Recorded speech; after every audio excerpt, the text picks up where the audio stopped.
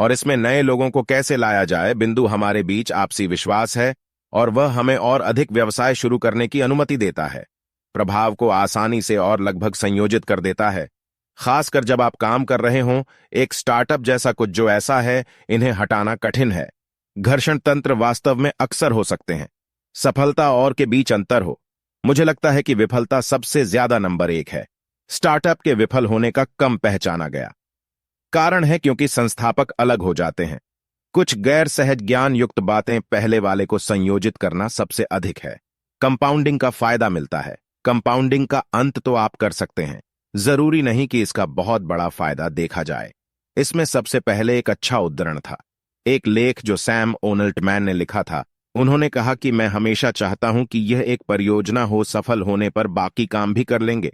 मेरा करियर फिर से एक फुटनोट जैसा दिखता है। यह बस उस विचार पर वापस जाता है। कंपाउंडिंग का सबसे ज्यादा फायदा मिलता है। अंत में दूसरी बात यह है कि कंपाउंडिंग के बारे में थोड़ा गैर सहज ज्ञान, क्या मुझे लगता है कि यह बेहतर है कि साथ कुछ गहरे जटिल रिश्ते लोगों की बजाय बड़ी मात्रा में गैर जटिल रिश्तों में से एक बिजनेस में चीजों का एहसास कम होता है। इसके लिए उतना ही प्रयास करना पड़ता है जैसा कि यह होता है। एक छोटा व्यवसाय बनाएं, एक बड़ा बनाएं। व्यवसाय चाहे आप एलोन मस्क हों या चाहे आप 3 दौड़ने वाले व्यक्ति हों। शहर में इतालवी रेस्तरां, आप सप्ताह में 80 घंटे काम कर रहे हैं। पसीने वाली गोलियां आप किराए पर ले रहे हैं। और जिन लोगों को आप संतुलित करने का प्रयास कर रहे हैं, उन्हें निकाल देना किताबें अत्यधिक तनावपूर्ण हैं और यह आपके जीवन के वर्षों वर्ष लग जाते हैं। लेकिन एक मामले में आपको ऐसी कंपनियां मिलती हैं, 50-100 अरब डॉलर की कीमत और हर किसी की, और दूसरे की प्रशंसा, हाथ आप थोड़ा सा बना सकते हैं। पैसा और आपके पास कुछ अच्छा है। रेस्तरां तो बड़ा सोचो। क्या कोई है कि बाहर अन्य सूक्ष्म आर्थिक अवधारणाएं, प्रतिकृति की शून्य सीमांत लागत और पैमाने की अर्थव्यवस्थाएं जो के लिए महत्वपूर्ण है। लोग कीमत समझें। भेदभाव एक महत्वपूर्ण बात है। समझें कि इसका क्या मतलब है। आप लोगों से अलग अलग चीजें चार्ज कर सकते हैं। अब भुगतान करने की उनकी प्रवृत्ति के आधार पर आपको अलग अलग लोगों की अनुमति नहीं है।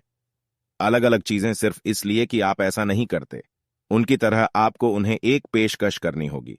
कुछ अतिरिक्त है, लेकिन यह होना ही चाहिए। कुछ ऐसा जिसकी अमीर लोग परवाह करते हैं। बिजनेस क्लास की सीटें नियमित रूप से महंगी होंगी। इकोनॉमी क्लास से 5 या 10 गुना सीट तो है, लेकिन शायद इसकी कीमत होगी। एयरलाइन केवल 2 शायद 3 कार्य करती है, बशर्ते कि यह सिर्फ अमीर व्यक्ति हो भुगतान करने के लिए अधिक इच्छुक है।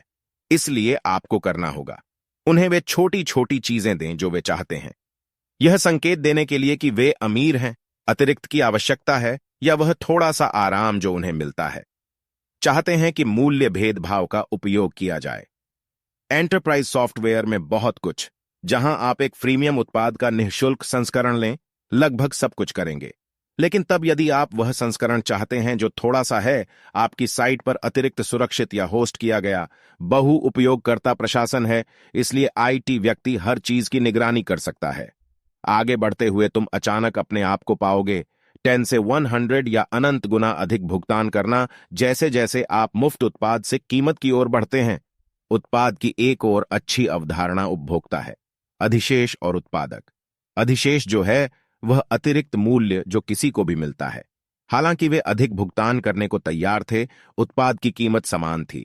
हर किसी से मुझे बहुत खुशी मिलती है। सुबह की कॉफी, जाहिर है अगर मैंने कुछ पैसे कमाए हैं, कॉफी की कीमत $20 है, मैं $20 का भुगतान करूंगा। सुबह की कॉफी, लेकिन स्टारबक्स नहीं जानता कि वह ऐसा नहीं कर सकता। कॉफी की कीमत सिर्फ मेरे लिए $20 है, क्योंकि बिल्कुल वैसा ही उत्पाद बेच रहा हूं। इसलिए मैं हूं, उपभोक्ता अधिशेष का एक बड़ा हिस्सा बाहर निकाला जा रहा है। कॉफी और सभी व्यवसाय उत्पन्न करते हैं उपभोक्ता अधिशेष। यह एक अच्छी बात है। जब कोई वीणा बजा रहा हो तो ध्यान रखें, अमेजन कितनी बुरी कंपनियां हैं, इसके बारे में $1 ट्रिलियन की कंपनी हो सकती है, लेकिन मैं आपसे शर्त लगा सकता हूं कि वे उत्पादन कर रहे हैं। उपभोक्ता अधिशेष में खरबों डॉलर सुविधा और इच्छा के माध्यम से भुगतान करें। वहां बहुत सारे लोग हैं जो हैं अमेजन से अधिक भुगतान करने को तैयार। उनसे उनकी सभी सेवाओं के लिए शुल्क लिया जाता है। चलिए एनपीवी के बारे में बात करते हैं। एनपीवी सिर्फ नेट है। किसी चीज का वर्तमान मूल्य तब होता है जब आप मैं भुगतान की वह धारा कहने जा रहा हूं। भविष्य में जानें कि उसका मूल्य क्या है। आज तो इसका एक आम उदाहरण है। आप एक स्टार्टअप कंपनी से जुड़ रहे हैं और आपको स्टॉक विकल्प और मिल रहे हैं।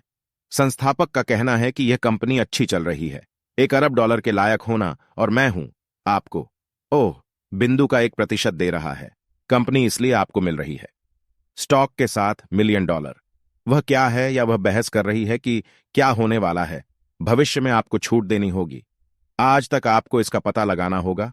आज और आपके लिए इसका मूल्य क्या है, छूट दर या लागू करना होगा।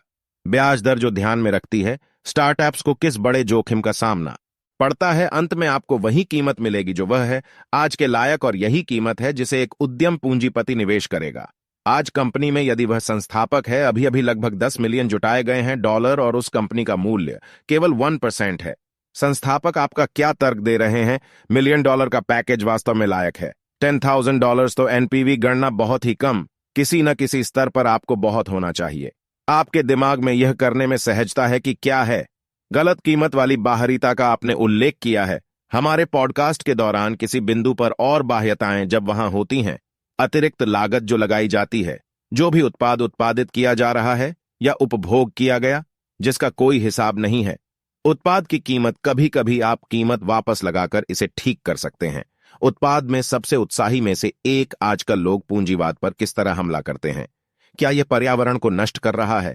और यदि आप पूंजीवाद को फेंक देते हैं क्योंकि पर्यावरण को नष्ट कर रहे हैं, तो अंदाजा लगाइए हम सब किस ओर वापस जा रहे हैं।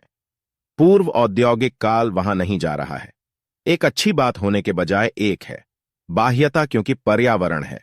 परिमित पर्यावरण अनमोल है और हमें इसकी उचित कीमत लगानी होगी और इसे मोड़ना होगा। अगर लोग पानी बर्बाद कर रहे हैं तो वापस आएं।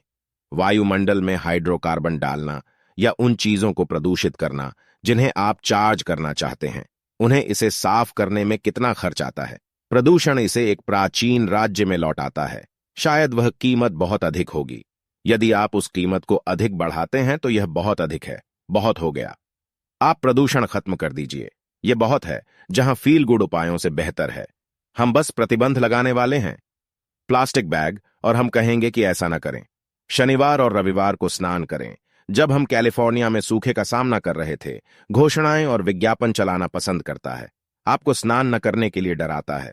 और कई बार जब सूखा पड़ता है को बढ़ाना कहीं अधिक बेहतर होगा। ताजे पानी की कीमत आपका औसत उपभोक्ता कुछ पैसे अधिक चुका सकता है स्नान के लिए, लेकिन फिर जो बादाम किसान खाते हैं, बहुत सारा पानी वापस कट जाएगा। ताजे पानी का उपयोग करके बादाम की खेती की जा सकती है। देश के किसी ऐसे हिस्से में चले जाएं जहां पानी अधिक प्रचुर मात्रा में उचित मूल्य निर्धारण है। बाह्यताएं संसाधनों को बचा सकती हैं। जबरदस्त तरीके से यह एक अच्छा ढांचा है। जब आप प्रभावी हों तो इस बारे में सोचें। सेव जैसे काम करना चाहते हैं, फील गुड चीजों के बजाय पर्यावरण, वास्तव में इसका कोई मतलब नहीं होगा। सबसे सामान्य प्रश्न जो हमें मिलते हैं, लोगों का सवाल है कि मुझे शुरुआत करने का समय कैसे मिलता है। सो दोस्तों, अगर आपको वीडियो पसंद आया है तो चैनल को सब्सक्राइब करें, वीडियो को लाइक एंड वीडियो को शेयर जरूर से जरूर करिए कि ऐसी इंफॉर्मेशन वीडियो लोगों के पास पहुंच सके और फाइनेंस एजुकेशन में अच्छा डिसीजन ले पाएं। और पार्ट 33 के लिए कमेंट जरूर करिए। एंड चैनल को सब्सक्राइब करते वक्त बेल आइकन का बटन भी दबा लेना, जिससे क्या होगा कि मैं पार्ट 33 जैसे ही अपलोड करूंगा तो आपके पास नोटिफिकेशन पहुंच जाएगा। धन्यवाद।